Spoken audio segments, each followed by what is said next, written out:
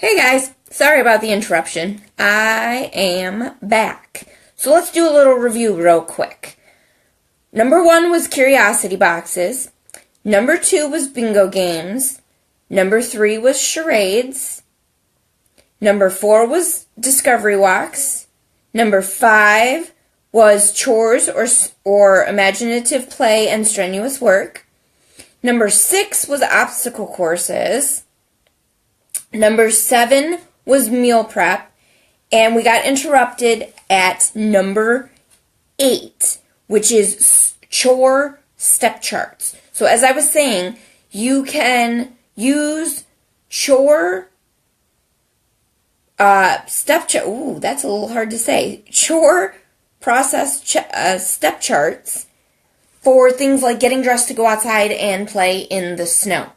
So all you would do is create a chart for every item, or a chart that has a section for every item that you would want them to bring with them outside, such as a hat, gloves, snow pants, boots. And if there are a few other things, you would put those on there as well. And then you would create pictures for each of those things. Probably that would be connected along the bottom. And as they put each one on, they could move the picture onto the step chart. You can do that with meal prep. You can do that with personal care routines in the morning, like brushing teeth or taking a shower. So it sounds really simple, but there are things that are really great that save a lot of time, and they encourage kids to be independent. For those of you who are just joining us, we had a little interruption and had to reconnect. We are talking about 50 ways to use invitations. These invitations are activities that will help you play, learn, engage, and build new skills. So we are chugging right along. And yes, we do have 50 of them, so I'm going to go through them kind of quickly. So we just talked about chore step charts. Now we're going to talk about task sets.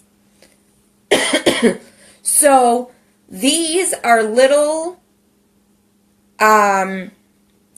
kits that you would create and keep in a specific area for a task you want the child to carry out on their own. So, in the bathroom, it would include things like a washcloth, soap, toothpaste, toothbrush, and probably again, those picture representations of the things that go together for what action that they're connected to. The next one is, the next two are some of my favorites. Scavenger hunts. We talked about that a little bit earlier. Scavenger hunts are so much fun, and they are great ways to burn off some excess energy and incorporate learning and critical thinking skills. You can create a scavenger hunt with a simple list of items that you want the children to find. But what I like to do is actually take it a step further.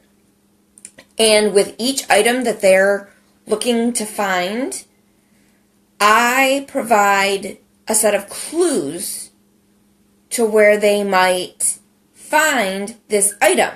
But I don't tell them directly where to go. I give them a clue such as,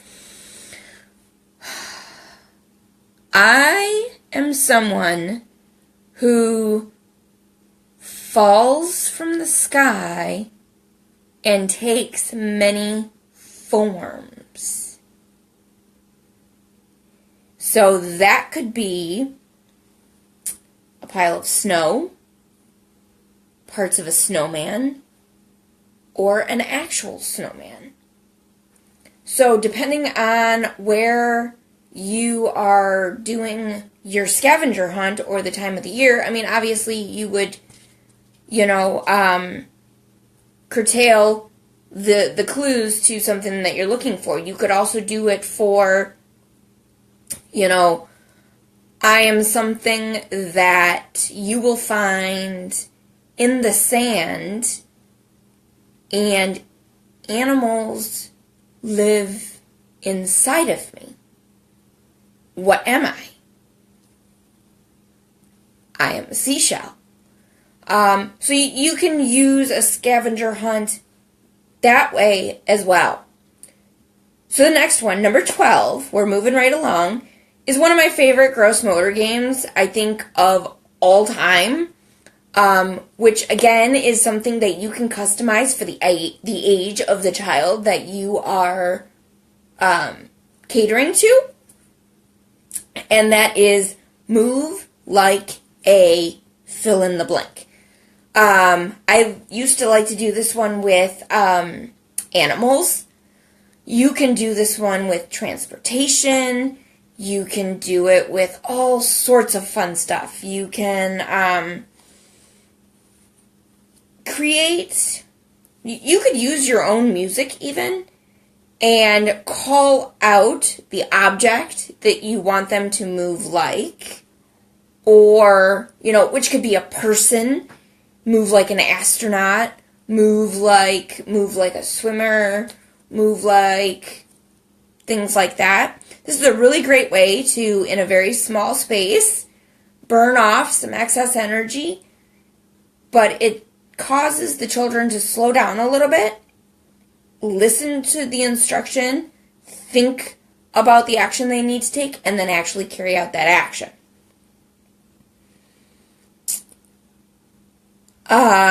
Create a picture.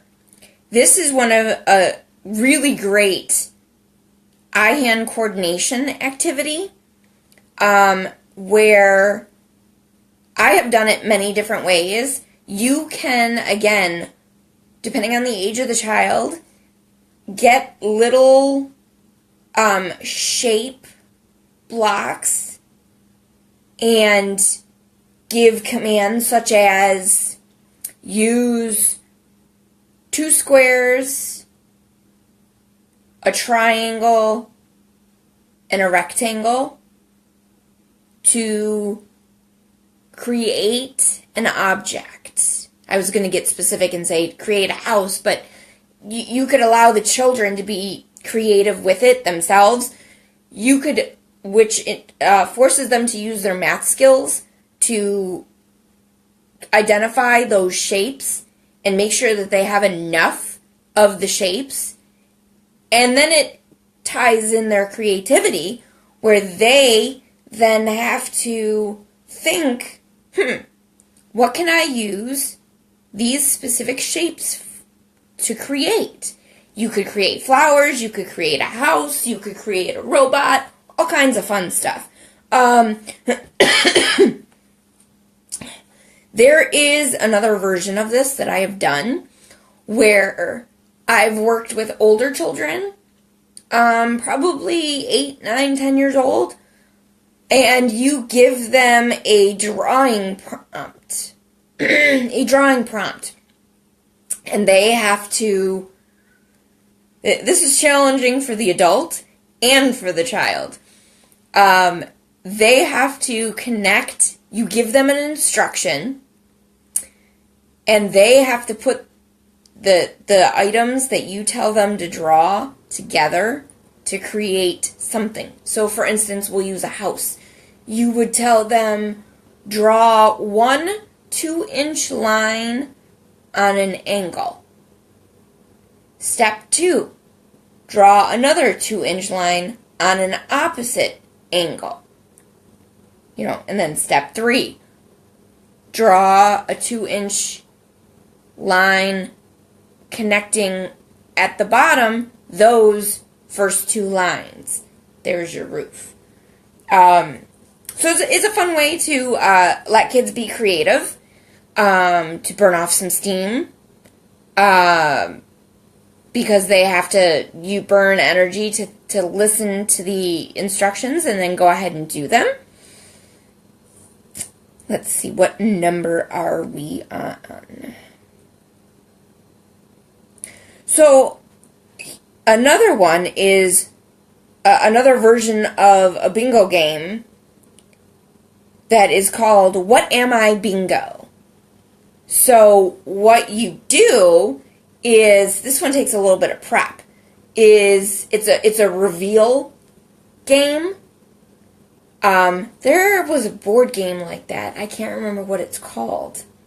But so what you do is you get a picture of an object and attach it to a piece of paper, and then put little windows to be the bingo squares that have numbers on them, and then you create the typical bingo grid around it.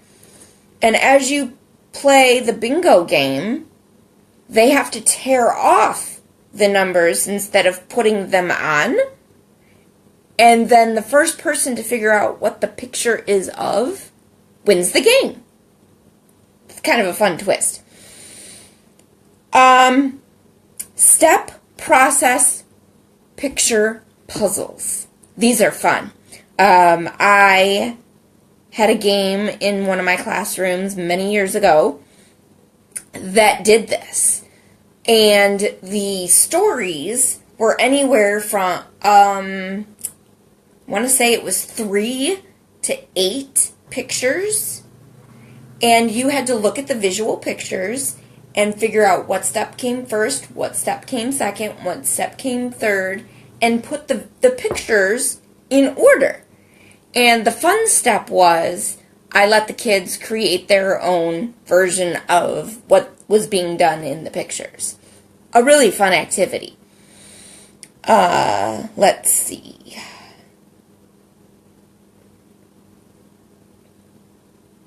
Oh, number 16. I lost my spot there. I had to find it. Play Build It. This is a game that takes parts of something, a robot, a house, a boat, whatever, that needs to be put back together. And you assign each piece a number, a letter. You could do letters for spelling words, whatever it is that you're practicing at the time.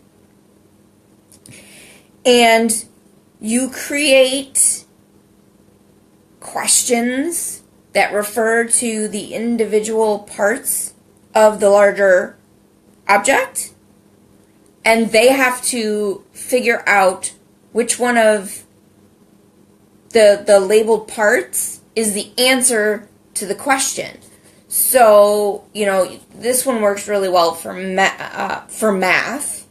You could do a times table equation, and the answer is labeled on a part, and if they get the times table equation right, they get to add it to the object. You could do it with spelling words, too, and you would label it with a letter versus a number, and you would offer a picture of an object that is the spelling word you're trying to get them to spell, and then say, well, what am I? And then when they say it out loud, okay, well, what is the sound of the first letter in my name? So if it's pig, what's my first letter? P. So then they would have to find the P, and then they could add that piece, whether it's a bolt, or it's a window piece for a house, or it's an eyeball for a silly monster, whatever it is. Let's see here.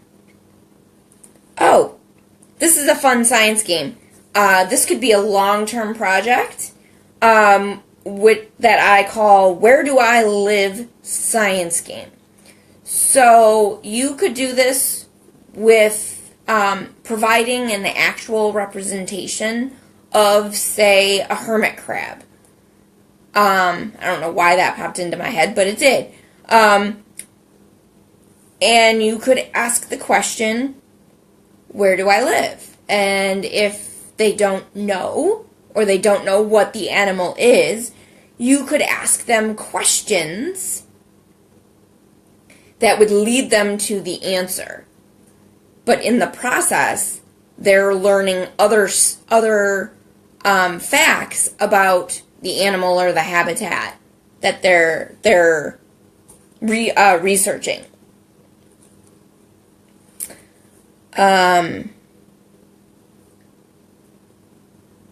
Another visual, number 18, another visual critical thinking activity is put it back together. So what I like to do is I like to take a picture of just a standard picture. It could be the front of a greeting card. It could be an actual picture. It could be a page out of a calendar, or I just saw actually behind me on the left-hand side over here is a picture of my dog that you heard earlier, Bug. And you could cut that picture into, let's see, probably 3 or 4 sections lengthwise, and you put them face down or face up, depending on the age of the children, and encourage them to try to put it back together. It sounds simple, but it's challenging for children of some ages.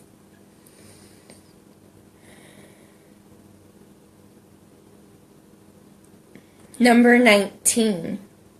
One of my favorite things to use and reuse is child-directed stories. So you can do this with all kinds of fun themes. One that I happen to pop into my head is, where do I live? So you can, again, use a picture prompt and get them to tell you a story about where they think this animal or person or whatever robot might live. What is their home made out of? Why do they choose to live there? And allow them to create a story around it. This is another fun one. You could do this one a couple of different ways, and I call it, who does it belong to? You can use loose parts or pictures of different parts to an object, such as an animal's head or a dog's paw, or their tail, and you make a deck of them, and you hold each part up and get the children to either call out or act out what it belongs to. You can do this also, again, going back to the what is it game.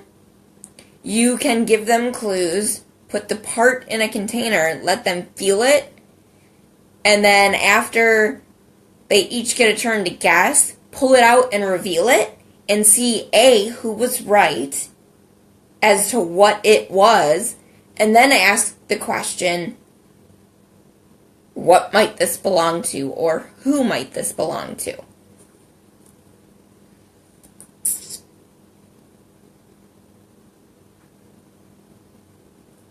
Seek and find storybooks. These are a lot of fun. This is number 21, by the way.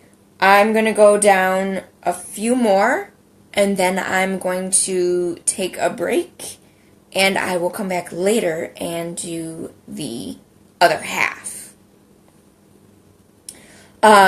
Create and find storybooks. So this one is a lot of fun. Again, you can go on a discovery walk, which is what we were talking about earlier, and you can find a collection of items and then take those items and put them in a handmade book and then write out facts about them and make a storybook. And then later, someone else can use the book, or they can revisit the book and say, oh yeah, I remember when we did this. This is a pine cone. Where did we find the pine cone? We found the pine cone in the front yard in the snow that fell from the pine tree. And yes, I actually do have large pine trees out front. Again, why I thought of it. So that's a fun one. And a great way to document kids' findings and their own individual ideas about an array of different topics that they like to learn about.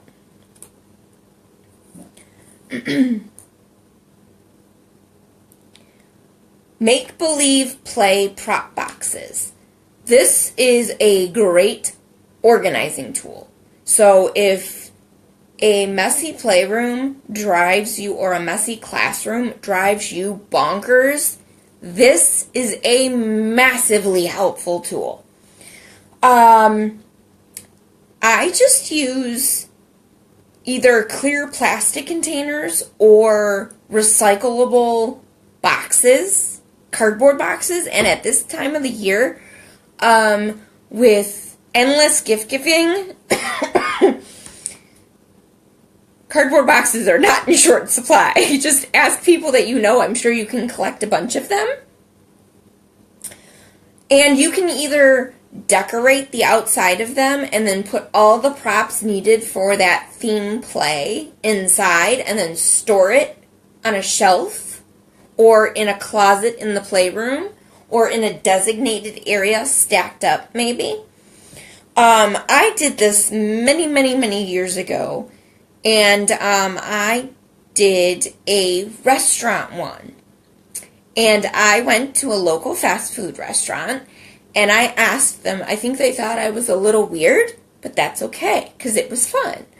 I asked them for straws, I asked them for ketchup and mustard packets, I asked them for empty cups, I got some crowns, I asked them for, any kind of paper products. Napkins, I think I took. The wrappers that they actually wrap the food in, and the little pouches that they use.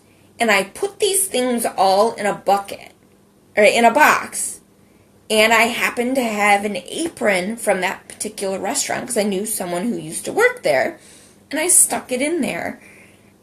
And it's an instant restaurant play prop box that all they have to do is pull that box out, and they have their own little counter.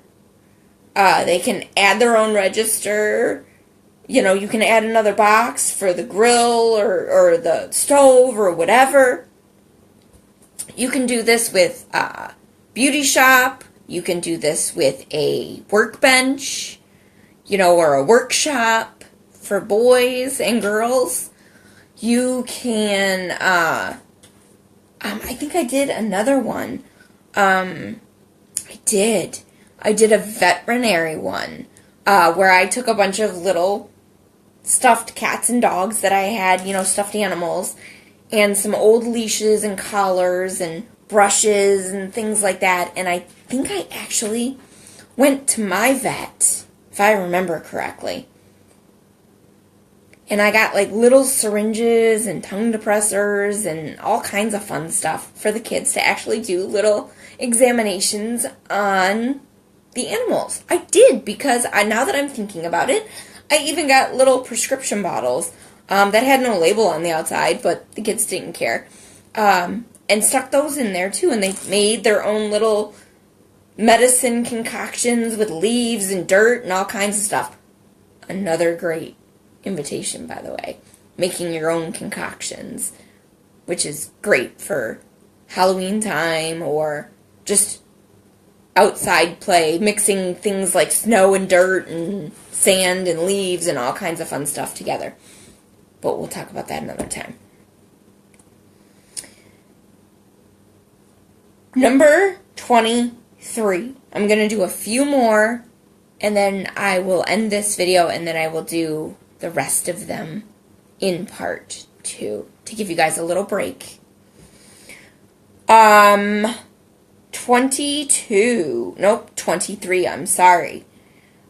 Shape, number, letter, math equation, spelling word, you name it, memory games. I love these. And they're not just like the typical memory games, but you can do them where you're looking for identical, like with the math equations. You make 2 copies of the same math equation, or if your child is older, you can do 2 plus 2 equals 4. So you have to find the 2 plus 2 and the card that has 4 on it. Kind of a fun twist on memory game.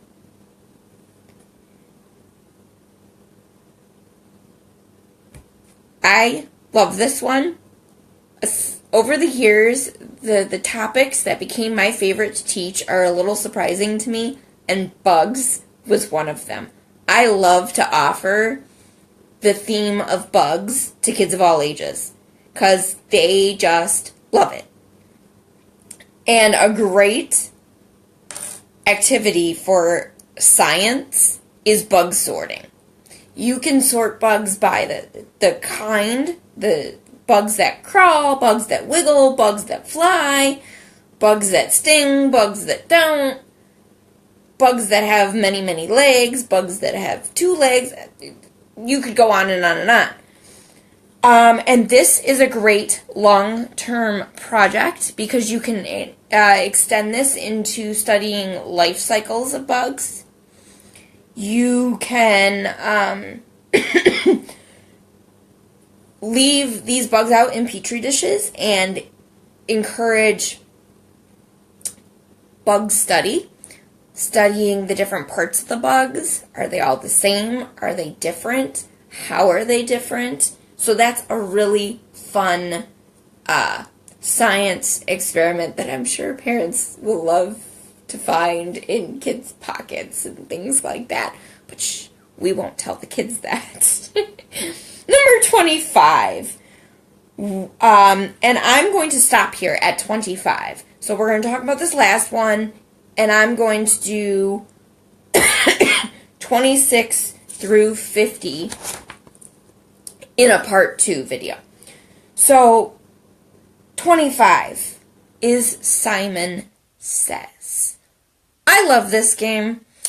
Kids have a blast with it. They like to be Simon. They like to play it. They like to follow along. You can theme it.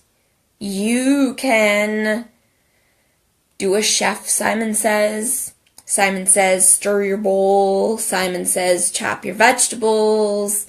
Fun things like that. You can do an animal, Simon Says. Simon Says, shake your tail. Simon Says, wag your paw. Simon Says, bark, woof, woof. All kinds of fun, crazy things that you can do that the adults can have fun with too. And I love activities that adults can have fun with too. So Simon Says is an activity that you can use to extend learning to older kids as well. Because you can get them engaged in gross motor, listening skills,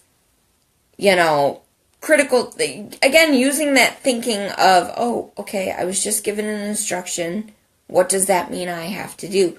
And it slows down it just forces them to take a second and think and calm themselves and then carry the action out.